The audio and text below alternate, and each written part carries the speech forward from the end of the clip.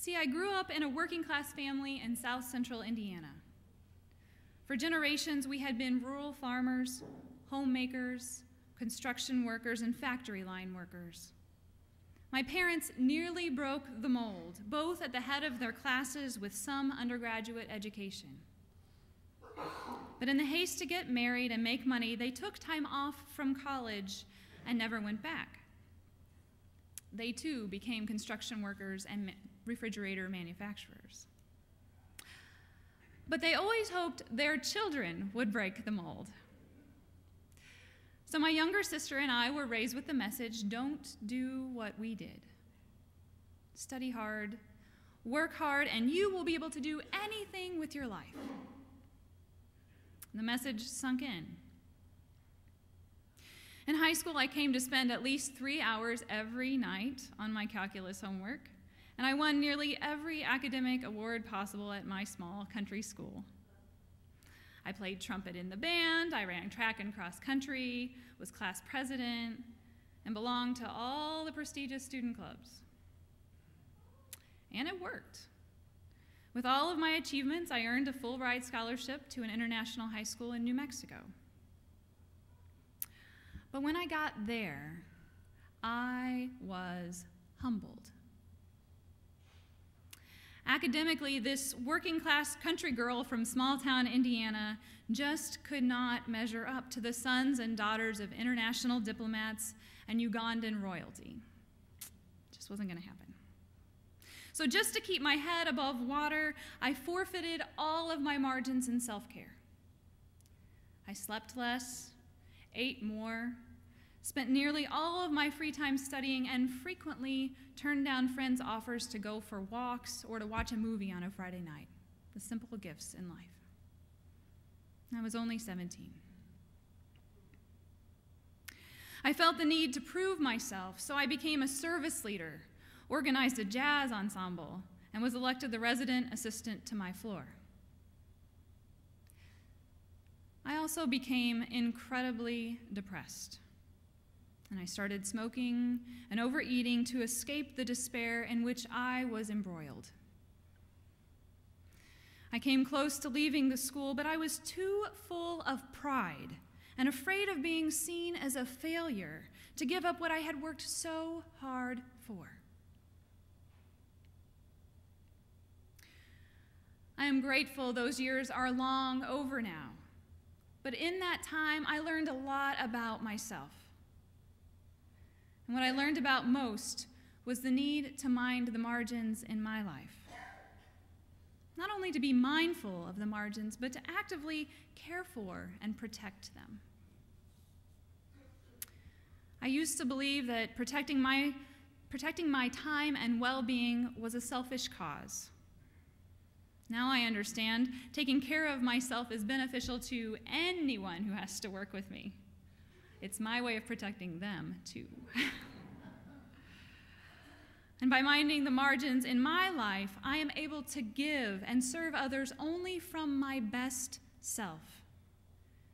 In my ministry, I try to make sure you all get the high-quality Sarah Gettie, not an overworked, burnout me.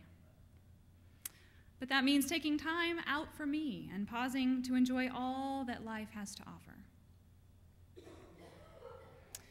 And so I ask you, how are your margins? You might not have the time to every day to leisurely sit around all morning long in your doorway, gazing out upon the world as Thoreau did. But do you take time to pause and enjoy the gifts of life? The creation of margin in our lives calls for a reprioritization of values and what we most want and need. A few years ago, I realized I would rather spend my weekends with loved ones hiking or going to an artistic performance than shopping. Because frankly, unnecessary shopping doesn't feed my soul, and it leaves me spending money I don't really have on more stuff I don't really need and will only have to move later on. But going to the theater or reveling in nature's beauty, those are investments that add to my margin. These activities feed me spiritually and provide experiences I can share forever with my loved ones. Through choosing these activities over those that are mindless, I restore myself and grow in appreciation for the beauty of the earth and the arts. Just this past week, I was out on my morning run when I passed a lilac bush alongside the road that was beginning to bloom. Well, I think that might have been a lilac bush, I thought to myself. Then I thought, I'll check it out next time. I need to finish this run and I wouldn't want to mess up my pace. But thankfully, my self-dialogue continued.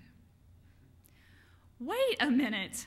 You love smelling lilacs and you don't know when you'll next run past that bush.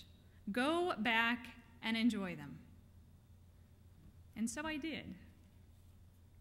It took merely a few seconds to experience the fragrance and the colors of this simple pleasure in life. And those few seconds restored my soul and replenished me for the day ahead. But in my hurry, I nearly ran right past them. I nearly let the pressure to go, go, go, and do get in the way of just being. And I know for myself it happens all of the time. Often it is those things in life that money can't buy that bring us the most joy. Lilac bushes don't ask anything of us other than that we give them a place to put down roots. And yet the joy they provide is unconditional and unlimited.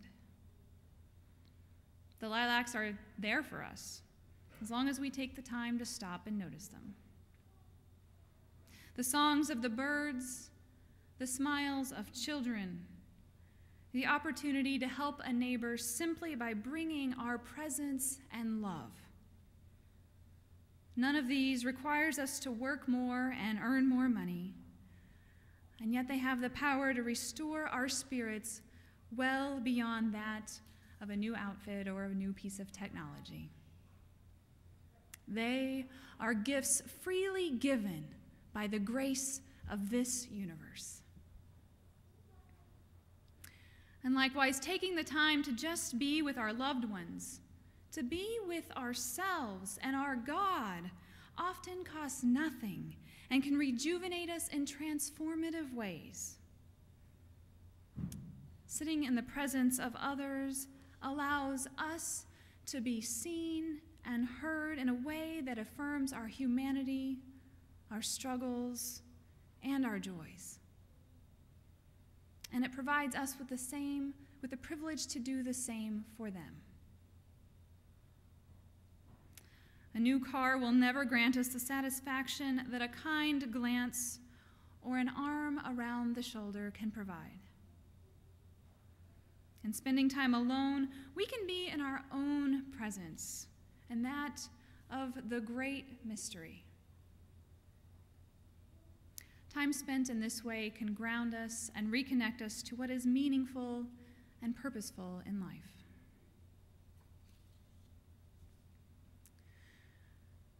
There will never be more than 24 hours to the day, and our lifetimes as we know them are limited. When the world comes after you, offering its overwhelming busyness, won't you say no? Won't you leave some margin in your life to slow down, to take time out, and to enjoy the gifts and graces of this universe? If it means creating margin, you can even do some things poorly. May it be so, and amen.